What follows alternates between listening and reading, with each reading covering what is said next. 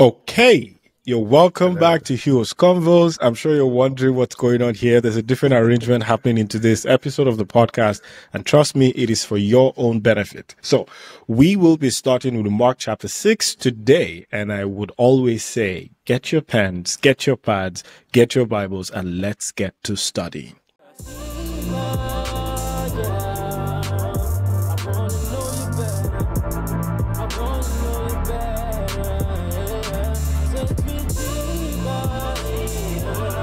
Okay. Welcome back to Hugh's Convos. I'm Ridwan, and today is going to be a different episode because I'm going to be having a partner here with me as we study through the book of Mark. One of the reasons for that is not just to see things from my perspective. Of course, we try to stay within context of the Bible, but it also helps to have contributions and perspectives, which would help to deepen our understanding of the Bible. So today I have a brother here with me who I have known for a long time, for so many years. He was with our church in Cyprus. He served so faithfully while I was the pastor, and then after I left Cyprus, he continued also as the lead pastor of the Hughes Community Network. And currently, he has moved from Cyprus doing missions in the UK, where he serves with the UCCF. So today I have with me Ozie Mama. He's going to talk a little bit about what he does in the UK, and then we will go into Bible study. So Ozie, you have the floor. Hello, my name is Ozie Momo, and I am super excited to be here. I've known Dr. Pastor Pro for, like you said, a couple of years. I served in Cyprus for a couple of years with him, and when he left, I took over with Joan, and now I'm in the UK working with the UCCF organization, basically University and College Christian Fellowship. So the job of UCCF is a Christian organization that helps Christian Union on campus to facilitate the meetings that they have. The goal of UCCF basically is that all students should get the opportunity to hear about the gospel of Jesus and see examples of Jesus on campus through the lives of the university students in the Christian Union. So my work I'm being employed as a staff worker, and basically my job would be to help the students, come alongside the students in the Christian Union, providing pastoral support and helping lead Bible study, worship, just basically supporting them in any way possible. So that's the exciting job I'm doing, and I'm excited to be here today. That's amazing. Ozie enjoys working with young people a lot. They get along. They're like water and water. You just throw Ozie where young people are and he gets lost. You actually forget that you went there with him because he's just going to abandon you. That's literally how Ozie has always been. But yeah, it's great to have you. I am. Yeah, that's right. You forget how old he is. You actually think he's 16 like you. But yeah, he just has that ability to connect with young people and try to meet them at their level, which is amazing. It's good to have you on the podcast, Ozie. We have been looking at Mark from the book of Mark chapter 1 up until 5 at this moment. We have tried to see the scripture within context. So the goal, like I always say, is not to give you an exploratory or an explosive study of the Bible, is to just give you a guideline to see, okay, this is the context, and then you can now read and try to find out more. So like I say, if you have comments, if you have questions, send them across, and then I can go through, I can give some response to some of those questions and share one of the best moments that you've had studying the Bible. So today we're in Mark 6. Mark 5, I showed 3 significant miracles. Or Mark showed 3 significant miracles that have been done by Jesus, and I showed that also beyond just the miracles, it was also the way Jesus was restoring the marginalized people back to society and bringing them back into community and making them feel inclusive, and also reaching out to the Gentiles. So Mark 6. Now remember, Jesus went into Decapolis. That's the 10 cities. Now he's making a travel back, but this travel back comes with its own story and picture, and we're going to see that theme that Mark is exploring as we go into chapter 6 as Jesus makes his journey back. So we're starting from Mark 6, verse 1. It says, Jesus left there went to his hometown, accompanied by his disciples. When the Sabbath came, he began to teach in the synagogue, and many who heard him were amazed. Where did this man get these things? They asked. What's the wisdom that has been given him? Or what's this wisdom that has been given him? What are these remarkable miracles he's performing? Isn't this the carpenter? Isn't this Mary's son? And the brother of James, Joseph, Judas, and Simon? Aren't his sisters here with us? And they took offense with him. And Jesus said to them, when I get to a part we talk, Jesus said to them, a prophet is not without honor except in his own town, among his relatives, and in his own home. He could not do any miracles there except lay his hands on a few sick people and heal them. He was amazed at their lack of faith. This is a very, very disturbing part or introduction. We're coming in from somebody who just healed a demon-possessed man. He raised somebody from the dead. That was Jairus' daughter. He raised her from the dead. This is spectacular miracle. Somebody just touched the hem of his garment and 12 years blood stopped, or bleeding rather stopped. And then he goes back to his own hometown, where you would expect that this is where people will celebrate and say, our number one champion. You know, he's been doing so many great things out there. But then they are asking questions. Some of these questions I think make sense, but I'll let Ozie talk about it before I go deeper. So Ozie, what do you see here? So as a Nigerian, I think this is the first thing we can say about it is this is a typical case of see finish. You know? See finish. For those who don't understand, see finish means familiarity. You go ahead, Ozie. So basically these people have, hear the questions that they are speaking about Jesus. And if you've watched, I would refer to anyone who has seen the show The Chosen. There's the episode, I can't remember what particular episode, where they depict this scene of them questioning Jesus. And it's just so fantastic, because here we see that when Jesus is speaking and he comes with all this vigor, Mark already has been trying to portray Jesus as this God figure here. You know, he's the Messiah. That's right.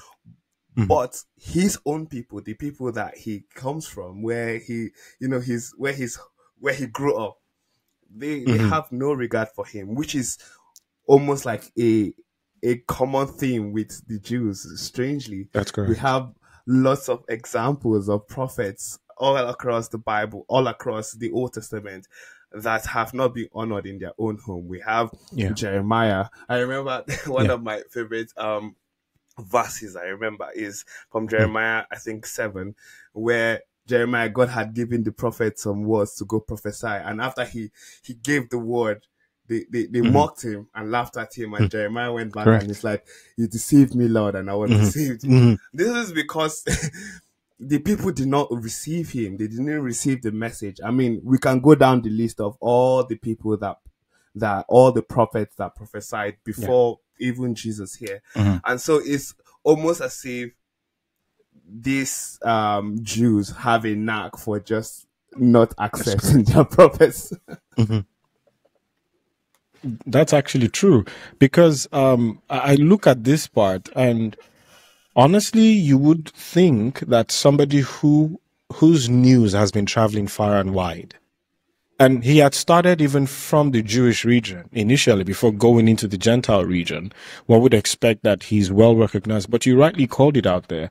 In the book of Jeremiah, we see examples of prophets who are sent, but then they're rejected even by their own people. They're not regarded. In Jeremiah 26:26, we see Uriah, who talks about he had already prophesied something similar to what Jeremiah was saying, but they sought to kill him. We also saw the example in Kings where Jezebel was looking to finish Elijah for making of prophecy. So we see these examples that, but then also I want to bring back to reality in the sense that let me see an example how when somebody tells you your younger brother or your elder brother is handsome, your elder brother is beautiful, or your elder sister is beautiful, and then you're there like, what exactly is the beauty they're seeing, because you've been so used to this sibling of yours that you don't see what they see. There's so much familiarity, and often because you understand the beginning, in quote, of some certain journeys, they knew when Jesus was born. They are aware of the kind of family. Some of them watched him grow. Yeah. And they did not see all this. So all of a sudden, where did he get this from? If you remember earlier in one of the chapters, his mother and his sisters had gone to call him in the middle of a crowd and said, go and tell him to come here. What exactly is he doing? And Jesus says, who are my mother? Who are my brother? He denies, but in a way, he uses that to pass a message. There's some form of familiarity they've had with Jesus so much that they could not receive what he was saying. They were rather bothered with questioning why he's doing what he's doing. If you notice the kind of question they're asking, it had more to do with his origin and credibility. Why is he talking like this? What are these miracles he's performing? Isn't this the carpenter or the craftsman? Isn't this Mary's son? He has a brother. We know, and these things are common, even in Nigeria. Somebody makes it big, and then you hear people say, I know him. I know where he started. He lived in this place. He grew up. That does not add anything to what is going on. But their focus was just on the wrong perspective, on questioning Jesus' credibility. Who exactly is this? Who does he think he is to conduct this? And this is the Almighty Jesus, who everyone has been hailing, speaking about. He says, a prophet is not without honor, except in his own town. Now your own, because Ozie is on the podcast, it pushes me to want to speak pidgin, but I'm not going to do that. So you listen. It's always the people within your household who would not recognize or receive the blessing that you carry. And like we see here, go on. Yeah, go ahead. Sorry to interject. And I think one major thing that Mark is trying to bring out to his direct audience is how they receive what he's writing, which is almost like a theme in all the Gospels. As we read through the Gospels, the main question that we should be asking ourselves is, how are we to respond to that message?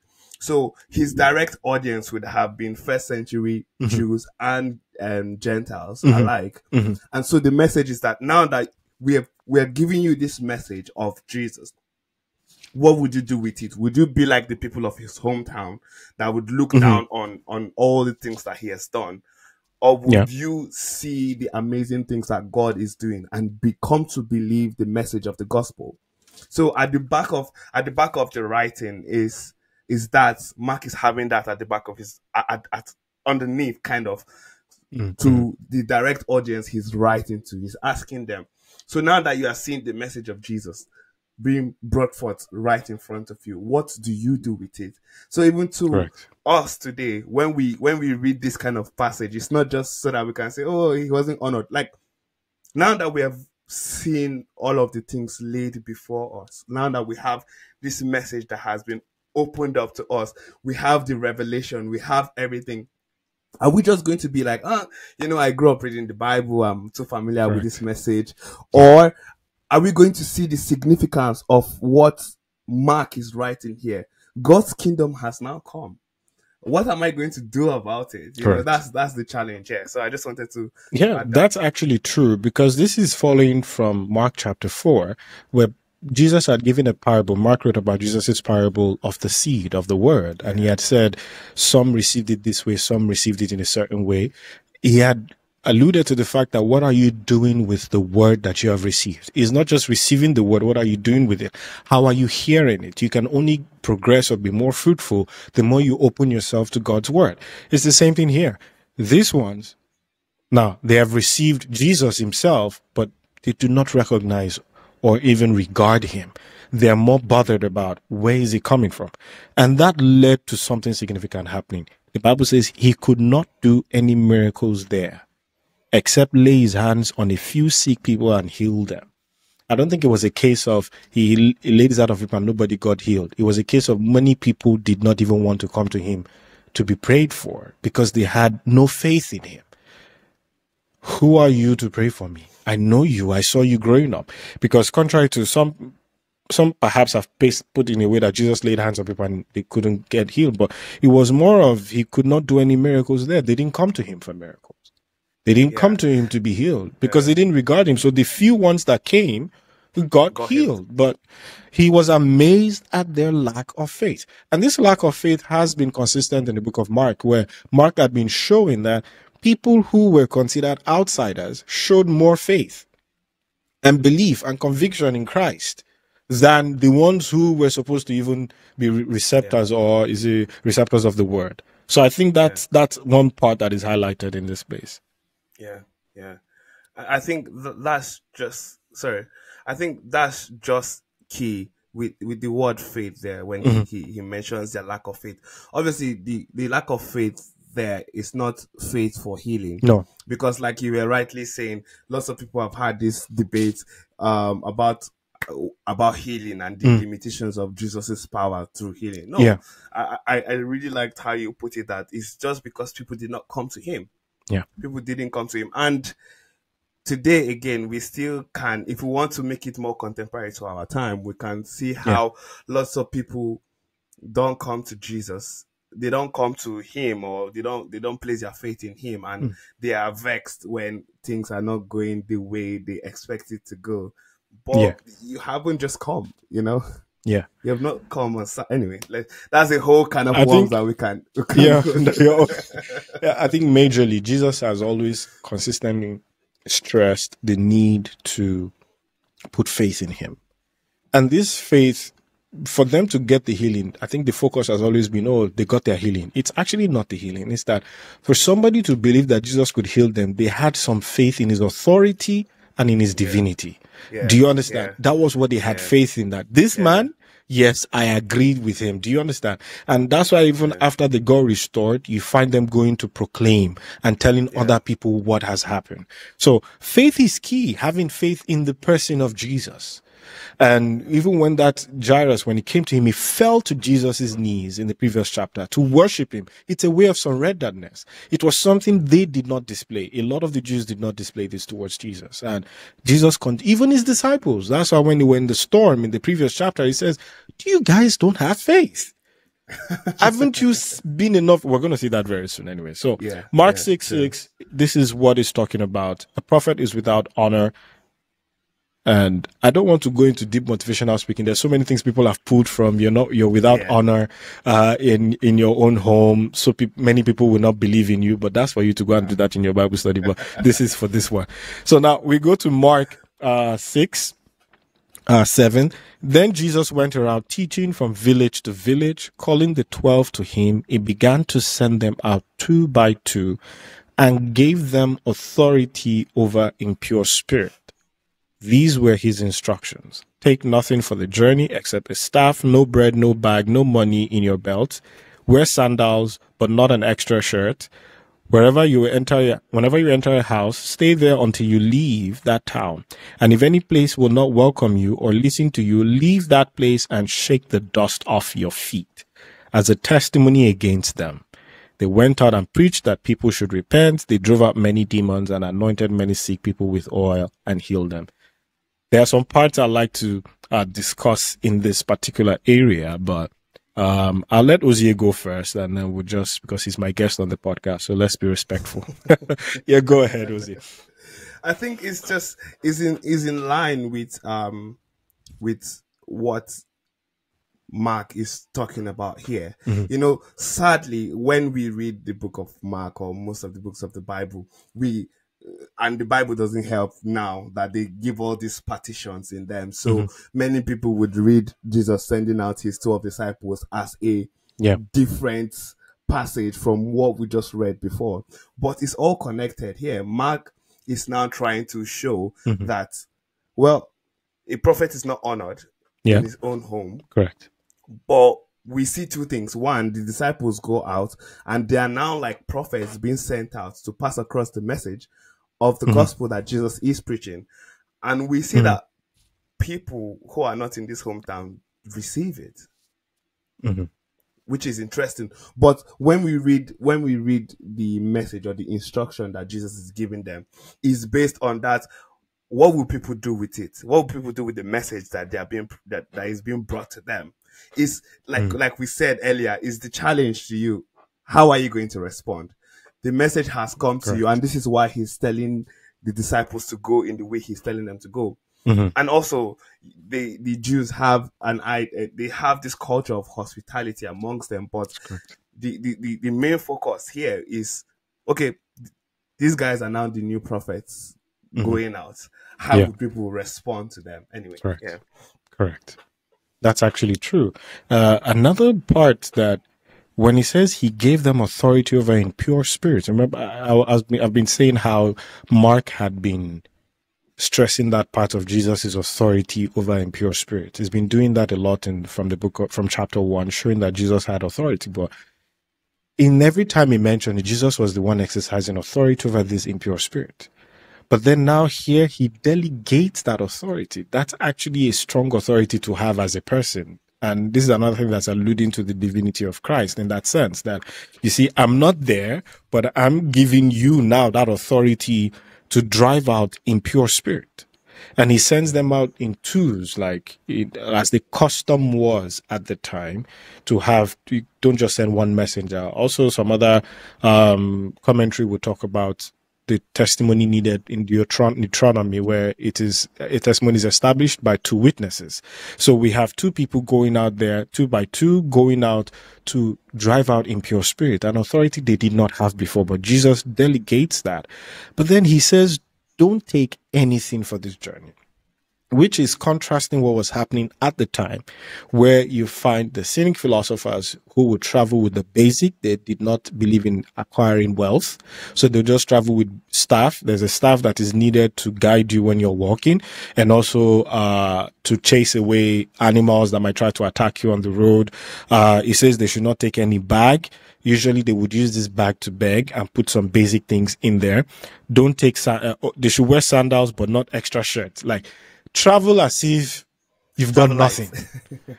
And this is another way to show that, yeah, I'll be the one taking care of you in one way, because towards the end, we're going to see something, a script changed about this travel without script and travel without bag. And then later on, he tells them to do the same.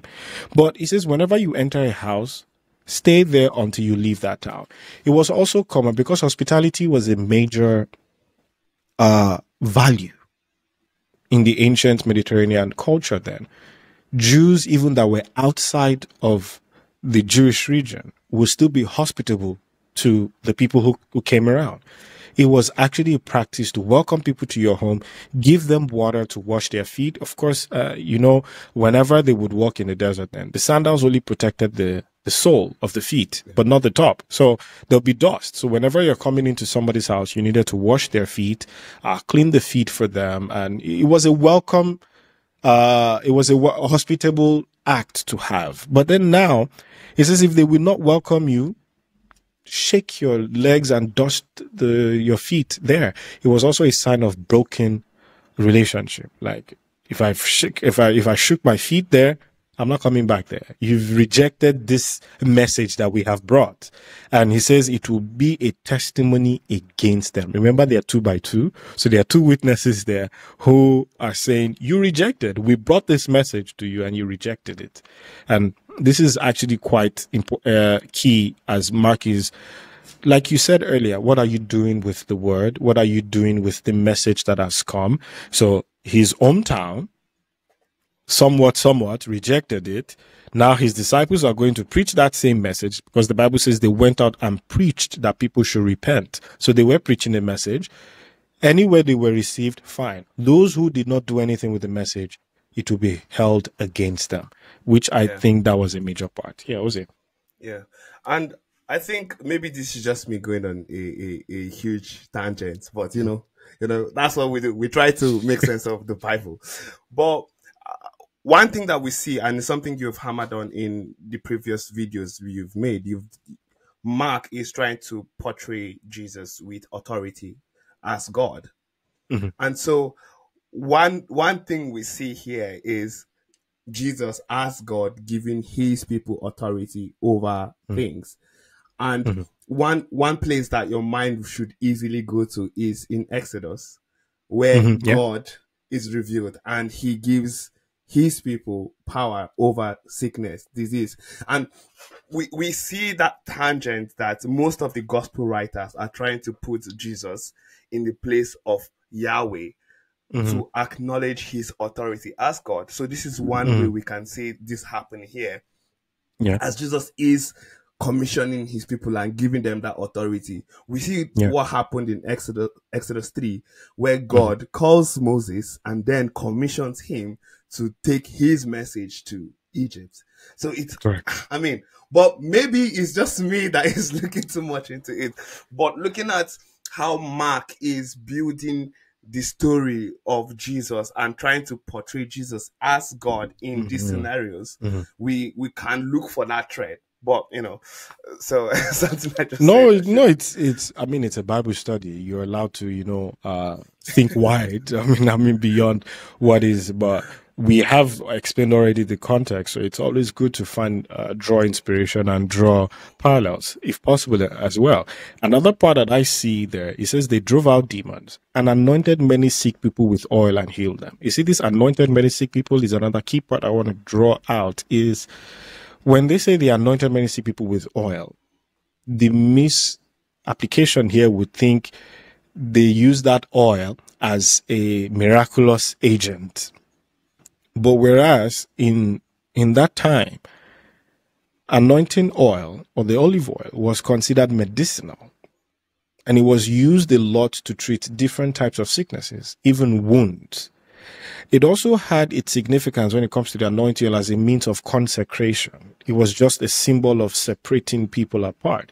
So often when people were sick, because of all this combination of properties that this anointing oil was used for, for cleansing, they would even use oil for fragrance, you understand? Yeah. And then for also treating wounds and treating sicknesses, it was a common practice to use oil along with others. So I would imagine they were praying for people, but also applying medication, in quote, do you understand, on whatever areas they felt, needed those applications. It wasn't necessarily using the anointing oil as a means or conduit of miracle, because the authority Jesus gave them was not in the anointing oil. He actually didn't even give them oil. He only gave them authority, and he even told them to travel with nothing. Do you get what I'm trying to say? So the misconception people have, there's a belief, people place so much faith in the oil that this oil has some magical symbol, but it wasn't that. This was not what they used it for in the antiquities. It was actually not even close to that. They used it mostly because of its physical properties that it would do, and then also the symbol of consecration. Yeah, that's it. Yeah. So I just wanted to draw that part out. So Mark 6:1 to What do you say? I was going to say you are stirring up trouble in lots of camps now. No, I don't. I'm not stirring trouble. It's just to see things within context and why. Because the use of anointing oil was mentioned in James as well. It says, if anyone is sick among you, let them go to the elders and let them anoint the sick. When he said that, it was not in a means of there's some power in the oil. It was just what oil was used. So it's a way of saying, I'm going to pray for you for your headache. I'm using this as an example. I pray for you for your headache to disappear, but then take some Tylenol. Do you understand what I'm saying? Yeah. Even Paul was writing to Timothy and he said you should take strong drink, for the tummy, yeah. So I pray for you. We'll do that. We'll pray with you. We have faith for you, but we also ask you to use some of the physical remedies that we have. And because the anointing oil had these very significant properties that were used and the different usages, it was just normal for them to use that at the time. Anyways, so we go on from there, and then now we see the story of John the Baptist. So thematically, look at this now. He talks about a prophet without honor. He sent him out, and then he comes back to give us a story of somebody he introduced in chapter 1. But there's a reason he's putting this person's story. It's a long read, so I'm not going to read the whole part, but it's to summarize what exactly happened within that area. So we do see King Herod realize that Jesus had become so popular, and he felt John the Baptist had been raised from the dead. And he goes, what are the miraculous power at work in him? And others even felt it was Elijah. that had come back from the dead. And if we look at Mark 1, Mark had talked about Elijah's coming back. He mentioned that Elijah was John the Baptist. This was how Mark put it. He didn't say it directly, but he says a prophecy had gone ahead. Somebody was going to be in the wilderness, and then now Elijah shows up. So here again, people are thinking is Elijah again. Others proclaimed he's a prophet, like one of the prophets from long ago. And Herod believed it was John that he beheaded that was raised from the dead. The context of raised from the dead here was more about not raising from the dead to eternal life, but the way, if you remember, was it Elisha who died and the bones of a dead man touched his body and the guy rose back to death? And then there was a woman whose son died, and then Elijah had to pray for the son to come back. So that was just that kind of being raised from the dead. But Mark now tells us a story. I think I'm trying to see the writing here. So he mentions Herod. Herod says John the Baptist, who I beheaded, is back to life. The question on your head, if you're watching this movie, is going to be like, wait. You mean John the Baptist was beheaded? Because his story was not said before. So he just goes, you mean John the Baptist was beheaded? And then he gives the story. For Herod himself had given orders to have John arrested. He had bound him and put him in prison. He did this because of, so long story short, I'll let you talk, but I just want to put that long story short, is that Herod wanted to take his brother's wife, or married his brother's wife, which was wrong according to Jewish laws. Herod is a tetrarch. He is not a king. He is just like a governor of a certain region. And then now, so he doesn't have that much power. Now, he wants to marry his brother's wife. History says that he already had a wife at this time. He was married to the daughter of another powerful king. So because he wanted to marry his brother's wife, the Herodias says, I'm not going to come into polygamy. That's what history says, according to Josephus. And then he, he decided to find a way to divorce his first wife. Now that one runs back to her father, and then the king got angry with Herod, of course. Why would you do this? And now he has lost favor with that particular king. Now, John the Baptist accuses Herod of doing something wrong. He says, you are wrong for trying. Let me read what he says. It is not lawful for you to have your brother's wife. And this is according to Leviticus 18 verse 16, which says you should not look on the nakedness of your brother's wife. It was not lawful.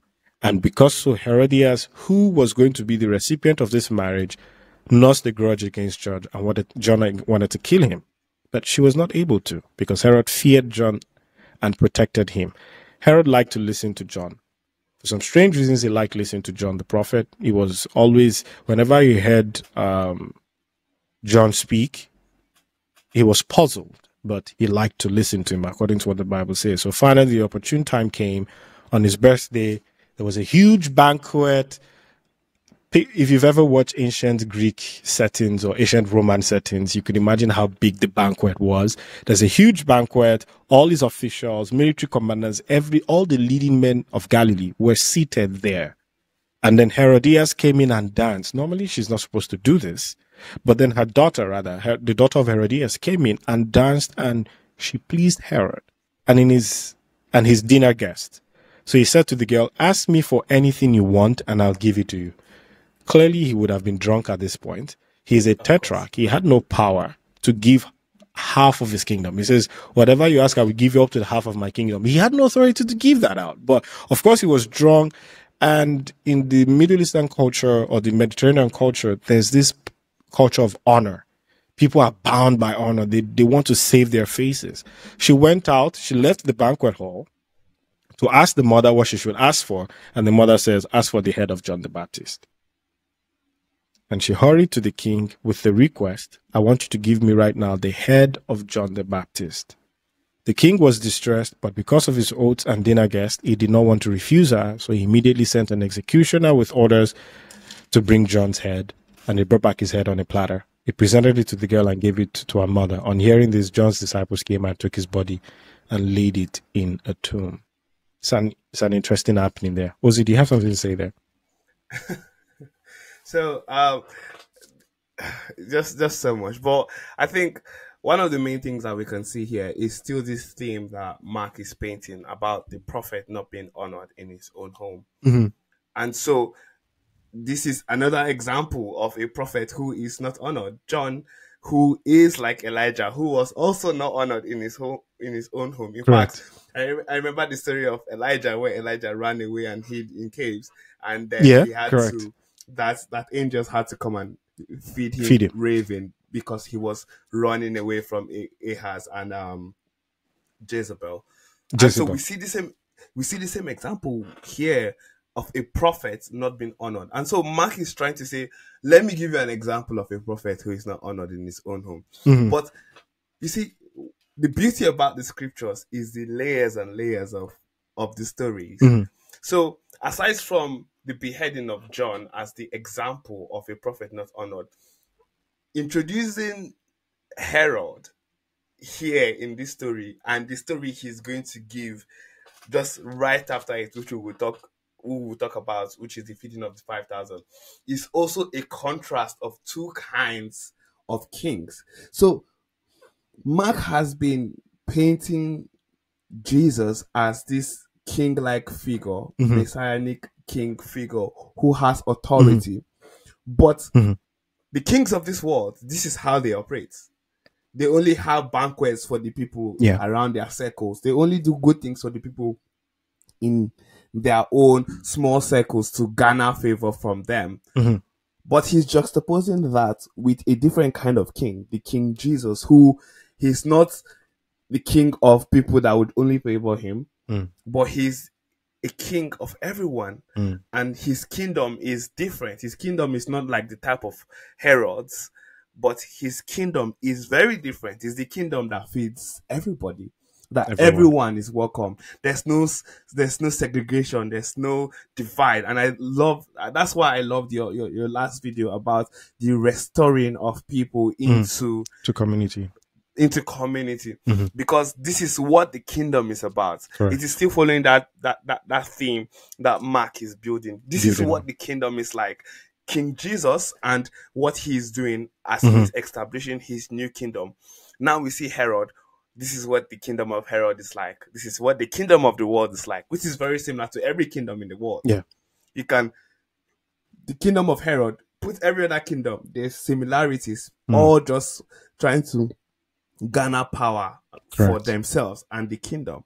But the kingdom of God is not like that. And so we'll see the example afterwards. But it's also seen that the nature of the world kingdom, in the sense that Herod was self-absorbed. He was focused on his own agenda, and it was pride also at play here. And another commentary also juxtaposes what the Herodias' daughter requested for, and uses the story of Esther. Esther is before the king, but intercedes for people's lives. She gets an opportunity, she intercedes for people's lives, but this lady here gets an opportunity, but she's requesting for the prophet's head, which is quite interesting to see. It is also interesting to note that historically, from what I read, is that afterwards, when he beheaded John the Baptist, he fell out of favor with even the Roman emperor later on, and he lost even this place where he rules. He was vanquished to the place of Gaul, where he even had no kingdom, had no land, nothing. Him and his wife lived the rest of their lives with no influence, and people believe that he probably this was his reward for or punishment for his actions. But John the Baptist is beheaded because of some foolish enjoyment that is happening here, and we see that happening. So Mark enters this because he's about to lead to something. So that's why he tells this story. So Jesus sends out the 12. He's a prophet without honor in his own home. And then there's another prophet who's without honor, John the Baptist. He was beheaded for no just cause, right? But the thing he's showing here is they were saying that, who is this Jesus that is doing all these miracles? Right? There's something different about him. Is it John the Baptist who has come back from the dead? Who is he? Is he Elijah? He's not Elijah, but Mark has shown us, or consistently shown us, who he's referring this Jesus to. And this is Yahweh. This is who he is. And that's why he has this much authority. So as he goes further, he then says they gathered around Jesus and reported to him all that they had done. So these disciples that he had sent 2 by 2, they came back and they were telling all they had done. Then because so many people were coming and going that they did not even have a chance to eat, he said to them, come with me by yourself to a quiet place and get some rest. So they went away by themselves into a boat in a solitary place. But many who saw them leaving recognized them and ran on foot from all the towns and got there ahead of them. It's interesting. This is the same Jesus that they didn't recognize in his own hometown. And see how many people are rushing to go see him. When Jesus landed and saw a large crowd, he had compassion on them because they were like sheep without a shepherd, a common reference that is used even in the Old Testament, and God being their own shepherd. So he began teaching them many things. Another thing I'll underline is the fact that he had compassion on them. He had compassion. As opposed to Harold. Yeah, compared to Herod. Yeah, that's true.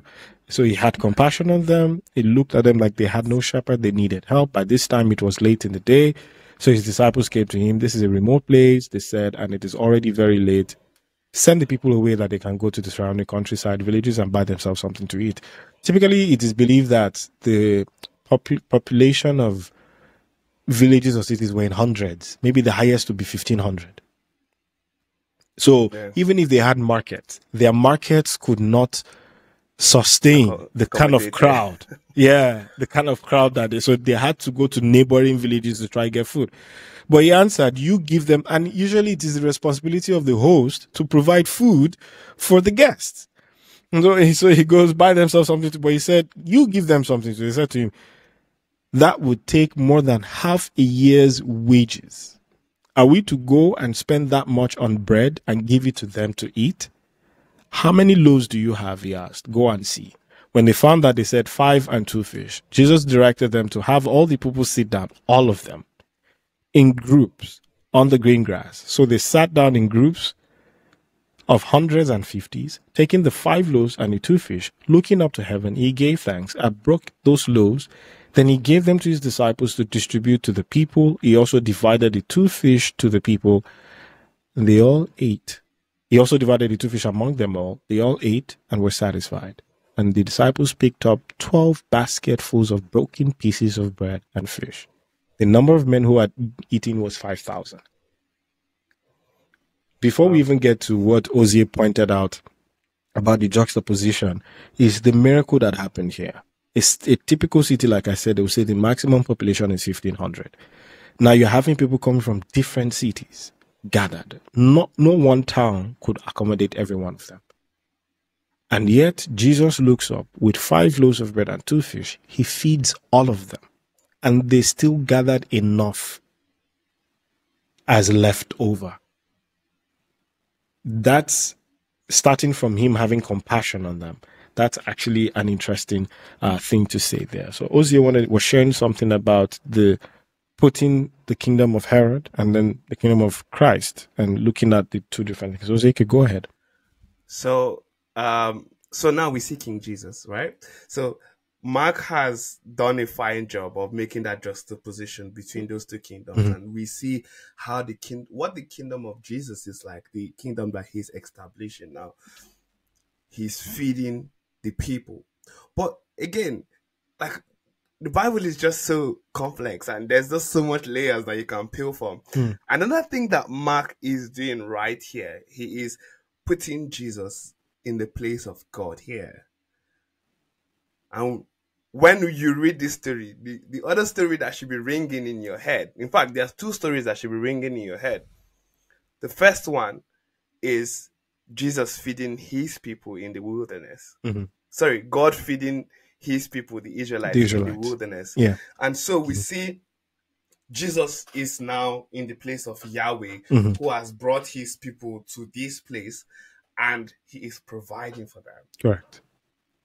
And I fail to remember where, but there is another story with Elijah also, where there's another miracle of feeding the men. So it's like a common theme that God, Yahweh, provides for his own people. But the main thing that Mark wants us to see here as he establishes the character arc of this Jesus that he's talking about. When we stop here, he has established him as a king whose kingdom is different, fits his people. But then he wants you to have Exodus on your heart and your mind again. Because he's not just a king that has people all around him, but he's Yahweh who feeds his people. And it starts to tie down because even the next story is going to take you back to Exodus. So the New Testament, or what the New Testament writers like Matthew and Mark, they are always constantly doing is trying to make this parallel. So they put Jesus in the place of Moses, who is a prophet, or they put especially Moses or God, where Jesus is now the new Yahweh. Correct. Who is doing things for his people. So he has authority and he heals. He has power, authority over sickness, disease, even death, like Yahweh does. And now he has power to provide miraculously provide for his people who are in the desert, in quotes. And he doesn't just make this provision exclusive to some certain people. The provision is open to everyone. He looks at everyone the same, and then he says he's having compassion on them. He says, let me make them sit down. Do you understand? And they counted the men because at the time, census would be done by the men and not counting the women. But we would definitely know that the crowd was more than 5,000. By how much? We don't know. Were they 10,000? We don't know. But we know that at least there were 5,000 people gathered there. And Jesus feeds everyone included. And you rightly called out the idea of, what do you call that? God feeding them in the wilderness, where manna fell from heaven, and they never went hungry. Every day they had the supply necessary. It will be wild to start looking at where exactly did the miracle happen. We don't know. We just know he gave thanks and he kept dividing. He gave the disciples, they gave. They just kept giving as much as was needed. And because they have a culture that does not encourage waste, whatever was packed, whatever was left behind, he packed everything into, and it was 12 baskets. The remnants were 12 baskets full. I'm sure they probably took it along as well to continue as victuals for the journey, I would say. But we do see, that difference. Herod having a banquet strictly focused on his own people. It was just for the fun of it, and it was just to get drunk and make stupid requests. However, we see Jesus's kingdom or reign reaching to those you would not even consider feeding, everyone included. That's the amazing part. So Mark is really painting a lot of pictures here. He's showing Jesus's recognition in his hometown versus outside of his hometown. People receiving him and people not receiving him. And he also shows us that statement of, if they don't receive you, then dust your feet. Because if they've rejected you, they've rejected me as well. Do you understand? So we are seeing consistently, and these people are wondering, who is this Jesus? Even Herod is wondering. Definitely Herod is taken aback. Is this my nemesis coming back to bite me? So he throws that back to Exodus, shows us what is going on there. God is the multiplier. God is the provider. He has always been that. And there is no way you will catch him by the corner. He's doing this now. He's feeding all these people, and it has been amazing. So now the next part which is the closing part for this chapter. Immediately, he made his disciples get into the boat to go on ahead him to Bethsaida while he dismissed the crowd, of course. Remember, they were going to rest. After leaving them, he went up to a mountainside to pray, which is a common practice of Jesus, to seclude himself. And I would understand. It wasn't just as a means of something spiritual is there about going to the mountain. It was more of, you have too many people around you. You need time to breathe yourself. You need time to commune and fellowship yourself. So he went to the mountainside to pray. Later that night, the boat was in the middle of the lake, and it was alone on the land. He saw the disciples straining at the oars because the wind was against them. It is believed historically that the lake was actually narrow, but whichever ways, they were having problems sailing. And shortly before dawn, he went out to them, walking on the lake. He was about to pass by them. But when they saw him walking on the lake, they thought he was a ghost. They cried out because they all saw him and were terrified. Immediately he spoke to them and said, "Take courage. It is I. Don't be afraid." And he climbed into the boat with them, and the wind died down. They were completely amazed. Please notice, it says they were completely amazed. We'll talk about that when let me finish. For they had not understood about the loaves. Their hearts were hardened. It's the writer writing this. I'm wondering why the writer is not including himself, because it's probably one of them. But yeah, the writer is saying that their hearts were hardened. When they had crossed over, they landed in Gennesaret and anchored there. As soon as they got off the boat, people recognized Jesus. They ran throughout the whole region and carried the sick on mats to wherever they heard it was. And wherever he went, into villages, towns, or countrysides, they placed the sick in the marketplaces. They begged him to let them touch even the edge of his cloak, and all who touched it were healed. But let's go back to this walking on water. Yes, Ozie. Oh, so this is the second time that we see an account of Jesus and water. So the first one was in chapter 4, where he speaks to the sea. He tells it, the usual phrase we hear, "Peace be still." But I think that doesn't do justice to what happened, because when we hear "peace be still," we have this picture of Jesus standing and that's doing "peace be still." Yeah. No, the word there, the Greek, but we're not going to speak it. He just says, "Be muzzled." Yeah. Like, shut up. Shut up. Yeah. So there, they had that experience with Jesus, and there's still that one cue. Oh, we don't know who this guy is. This is strange. This is new territory for us. But now, not only is Jesus speaking to the sea, he's walking on the tempest sea. That's correct. In Matthew chapter 14, Matthew gives more elaboration on what happens in this story. There's a thicker description of how boisterous the winds was. were. Everything was just so much. But we see this Jesus just casually struggling down the sea. I think the part that makes me chuckle every time I read this chapter 6 is that he was even about to pass them. My man was just on his business, just going. He's not even thinking about what's happening. And they had to reach out to him. I mean, I just find that part funny. But again, Mark wants you to see, if he has not done it enough, at this point, he wants to shout in your ear, Jesus is Yahweh. If you don't know it, then know it now. Yeah. Because he puts two stories that are quite close that should, first of all, take your mind back to Exodus. So before the children of Israel cross to the other side to reach the desert, they are fleeing the Egyptians and they get to the Red Sea. Yeah. And when they get to the sea, Yahweh is the one who tells the seas where to go. Yeah. In fact, it's not just the Exodus story that we start from. We go back to Genesis.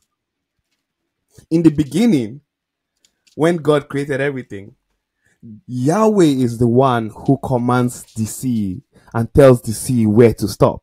Correct. Yahweh is the one that has power over sea and dry land. Yeah. It's the same thing where Jonah was on the boat and they were like, "Who do you worship?" And he's like, "I serve Yahweh. I worship Yahweh, the God of the sea and the dry land." And everyone was freaked out. Because this is the God who has power over sea and dry land. And now Mark is putting Jesus in the place of Yahweh. Because again, Moses, there's lots of miracles in the Old Testament about sea. We have one with Moses, we have with Elijah, we have with Elisha, where they command the sea, but they are using the power of Yahweh. And here, Jesus is Yahweh, who is commanding the sea, who has so much power over sea that he doesn't tell it to move to one side. He just casually strolls on it. So on the one level, Jesus has power over sea. Correct. On the second level, what sea would mean for them, all the way from Genesis, is evil. You know, in Revelation, we see that in the description of the new world, there is, he says in Revelation 20, he says, I see a new heaven and a new earth. The old heaven and old earth is passed away, and there was no more sea. So sea here is synonymous to evil or pain or suffering, because all the way from Genesis and in all the other historical accounts of creation, sea or the sea monster is seen as something evil. Yeah. So the first level, he has power over that. But Yeah. Jesus himself is above the sea. Above the sea, yeah. He is walking on the sea. So even if we want to make it a motivational speech right now, a motivational speech, Jesus has the power to walk over all your. Yeah. But yeah, Matthew is painting the right picture. Mark, sorry, is painting that picture that this Jesus is Yahweh, who has the power over, first, actual physical sea, like he has power over demons. But not just that, but even your ideology of what sea is, all those complex problems and everything that you can imagine, he walks over them. Correct. It's like the three Hebrew boys in the fire, and then there's another man that joins them in the fire. He's just bringing out all these things. Of course, the readers would have an idea of some of the stories from the Old Testament, because it's going to be a mixed batch between Jews and Gentiles that will be reading, mostly Jews anyways. So they would have an idea of all this backlog of stories from the Old Testament that would just be coming to life, you know. I love how Tim Mackey would say that the Bible is just like full of hyperlinks that just connects. So Matthew is just doing so much with this one small story here. But mainly, Jesus is Yahweh, who has power over sea. Yeah. And this is I think one of the points where the disciples actually deep it. They're like, who is this guy actually? Like, that's right. This guy, it's now that their mind is trying to clock the connection between what happened with the bread and now this one. And this one. I like how in Matthew will write that when he got into the boat, he said they all worshipped him. That was the first time that all the disciples, together, had an inkling of who Jesus was. But Mark obviously does not put it there. But I find that interesting add-on that Matthew puts, that they worshipped him at this point when they got back into the boat. Anyway. Okay. I mean, like I said in the previous chapter, I think that time when the seas, the first time when they had problem with the seas, and Jesus calmed the seas in Mark chapter 4, the earlier book in chapter Mark rather. Yeah, Mark 4. We would see that they were so amazed, and the reason they were amazed was, like you mentioned, was because they had realized that only one person had the power to command the seas. Yeah, and that was Yahweh. And now Jesus is doing that. But what is interesting is how forgetful they have become in Mark's story. Is that by the time they get to this particular place again, even Mark says it, that their hearts were hardened. That's what Mark talks. He says their hearts were hardened. They didn't understand the miracle he had just done about the bread, which also signified the authority of Yahweh. Does that make sense? So they didn't understand that miracle that had just happened. And then now he's commanding the seas and they're amazed. It's because they've not really understood this. It's funny how it's the closest ones to him that are not understanding this authority he's portraying. And this is what Mark is trying to consistently say, that people on the outside are getting this message fast than the people who are actually, even the ones that are close to him. When he was explaining the parables to them in the previous chapter, he had said, I'm having to explain this to you too. Why are you hard of understanding? Now he has to now keep explaining, and he had also accused his disciples of having no faith. Why don't you have faith? And then now again they're having this same problem. So Jesus, of course, showing this is, and of course, almost passing by them also alludes to Exodus, where God almost passes by Moses. Yeah. And then he proclaims when Moses wanted to see him. But then, even in sorry to cut you, even in Job, yeah, there's another. I think it's in Job 30. Yeah, where he's where he sees God passing by him, and then he calls on God's attention. yeah. It's just there's all this hyperlink that Mark is trying to spark in your mind that this is this, this is this, this is this. Yeah. Yeah, which is true. A lot of the New Testament readers wrote with their from the perspective of all the Old Testament scriptures they had, all the scrolls that they had. So it heavily influenced the way they were connecting what was going on. Does that make sense? So I see this is happening here, and then Jesus says to them, "It is I," which is, some commentary put it is also synonymous with "I am," which God told Moses at the time. And so here he commanded the seas, displaying his authority. So we are seeing two things. So by the time Mark is closing this chapter, he's closing it with what he started that chapter with, when he talked about when people did not receive him, they did not believe on him. But by the end of this chapter, he's showing other people from outside are receiving him. Yeah. Because he says they ran throughout, they were healed. In his hometown, many people were not healed, right? Because they didn't go to him. But here it says people even begged to touch the hem of his garment. Yeah. So I think this is a beautiful journey that Mark is showing of Jesus, the progression of his journey, the authority he's displaying, how people within his households are not receptive of this word, and then how even his disciples are not quickly grasping. Yeah, they're not seeing what exactly he's portraying. But people who are not even close to him, who are from the outside, are grasping this message. They are understanding that this person is this, and they are showing their faith in him. I think this is the highlight of what we're seeing here. And we also see, like you mentioned, the juxtaposition of Herod and the kingdom of Jesus, as we have seen here. So this is amazing. It's interesting that the talk of Peter walking on water was not shown in Mark. It's another story in Matthew. But I believe what Mark is focusing on is the essence of the story. The writer is not bothered about the details, but this is what this story is communicating now, which is amazing because all the different gospel writers were writing and showing from different windows of perspective, and they all wanted to pass a message. So they curated this narrative, and I'm loving what Mark is doing so far. Before we close, any last words you want to share, Ozie, on this book of Mark 6? I think maybe we shouldn't overflog it, but one important detail that Mark adds here is where they landed, which is Gennesaret, which is a Gentile region.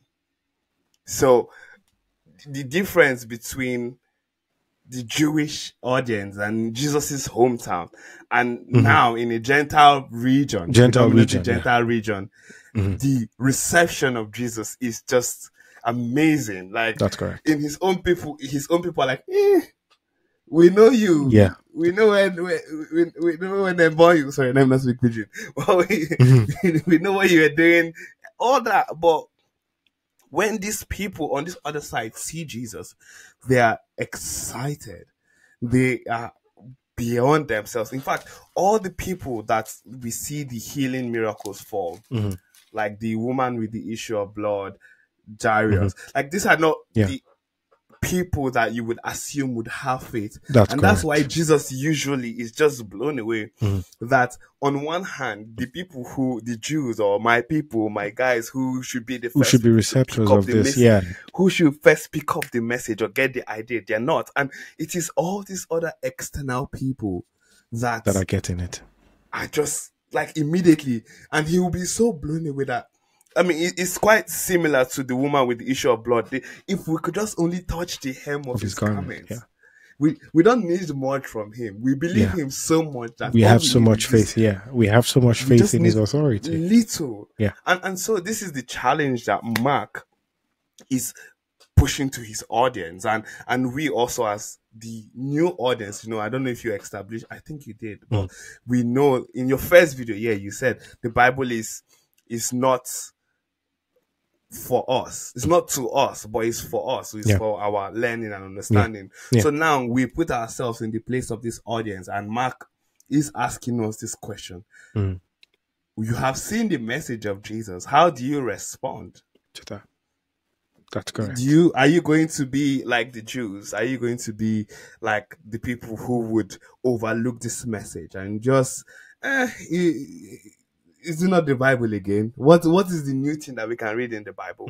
Are you going to be dismissive, or are you going to be like these other groups of people? It's the same with the parable of, like you mentioned earlier, of the different seeds. And the soils. What kind of soil are you? I think that's the main thing. What kind of soil are you? Are you going to be the soil that is receptive to the message, and you believe it with your heart and you place faith? Because, like he said, the kingdom of God is here. How you react to it is what is important.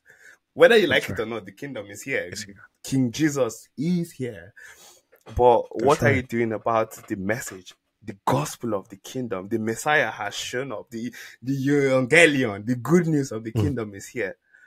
How do you respond to it? I think that is one of the biggest charges we get from this passage.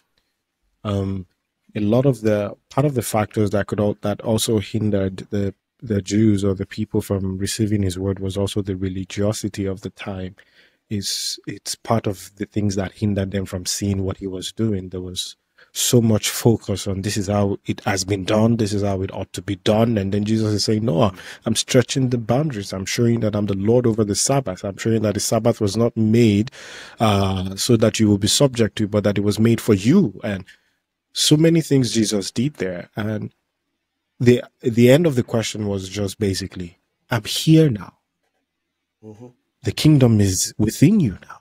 How do you receive it? Are you going to be like those who saw it, made mockery of it, questioned it consistently, trying to be logical, trying to be philosophical, whatever way they could argue it out? Or are you going to be those who just receive it wholeheartedly and they saw the rewards or the results or the consequences instantly? And his publicity or his fame continues to go all around. And yet the people within continue to question what's going on. So I think this is what Mark is continuing to place as we go on. Two sets of people.